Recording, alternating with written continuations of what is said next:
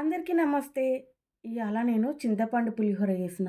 ఎంత కమ్మగుందంటే సూపరొచ్చింది. అసలు పులిహోర అనగానే ఫస్ట్ మనకి గుర్తుకొచ్చేది గుళ్ళో ప్రసాదం కదా! ఆ మనసు అంటే అది వినగానే మనసంతా ప్రశాంతంగా అయిపోతది.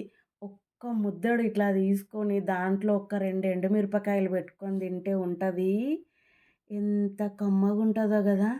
నిజంగా ఇంత మంచి ఫుడ్ దొరికిన వాళ్ళందరం చాలా అదృష్టవంతులం.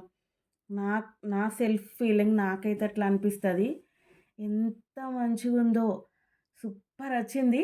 సరే ఇగ ప్రాసెస్ జూసేద్దాం. పొయ్యి మీద ఒక కంచుడు పెట్టేసుకొని, కొంచెం శనగపప్పు పూసుకోవాలి. శనగపప్పు, పల్లీలు ఎక్కువుండాలి.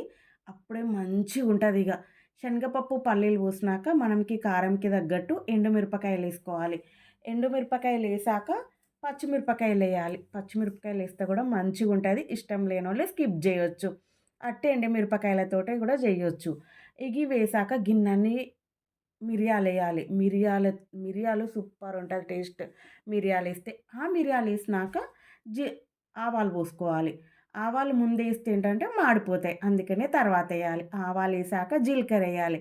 ఇవన్నీ మంచిగా ఏగాలి. ముందే ఆవాలు, జీలకర్రేస్తే మాడి మసి బొగ్గయిపోయి మనకి పులిహోర టేస్ట్ అంతా మారిపోతది. అందుకే ఎప్పుడైనా సరే శనగపప్పు, పల్లీలేసినాకే ఎయ్యాలి. మంచిగుంటదన్నట్టు. సూపరొత్తది. ఒక్కసారి ఇట్లా ట్రై జేయండి. నాకైతే పులిహోర అనగానే గుర్తుకొచ్చేది చిన్నప్పటి డేస్ అబ్బా! వినాయక చవితి, వినాయక నిమజ్జనాలప్పుడు బండెనక తర్వాత గుళ్ళ దగ్గరికి గుడిలోకి పోయినయి ఇవన్నీ గుర్తుకొస్తాయి.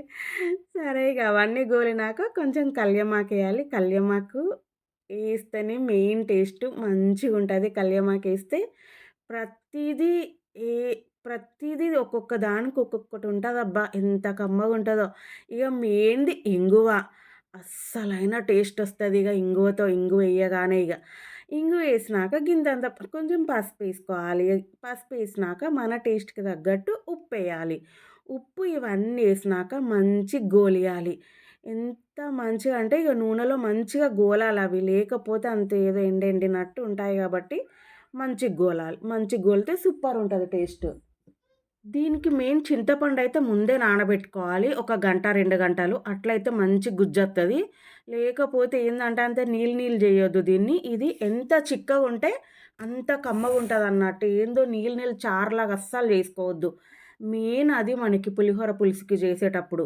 అన్నీ ఎగినాక ఇగ ముందు పిసికి పెట్టుకున్న చింతపండు పులుసు పోయాలి. ఎక్కువ నీళ్ళు పోసుకోవద్దసలు. గిన్నన్ని పోసుకుంటే సరిపోతది. మంచిగుండాలి చిక్కగా ఇట్లా. ఎంత కమ్మగుంటదో గదా! ఇది అయితూ ఉంటేనే ఓ దిక్కు అన్నం బెట్టుకోవాలిగ.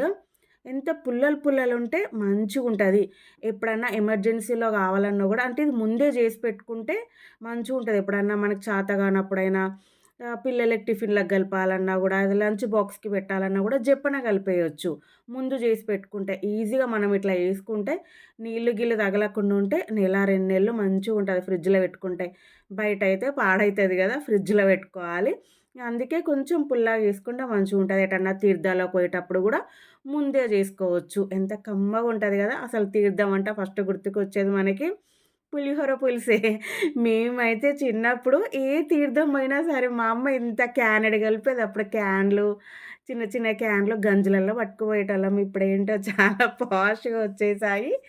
మంచిగా సింపుల్‌గా చేసుకోవచ్చు. ఫెస్టివల్స్‌కి గూడా మనం జేసుకోవచ్చు. జెప్పనయితది. పెద్ద టైం గూడా పట్టదు.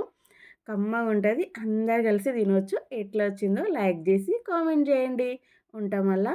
సబ్స్క్రైబ్ చేసుకోవడం మర్చిపోవద్దు.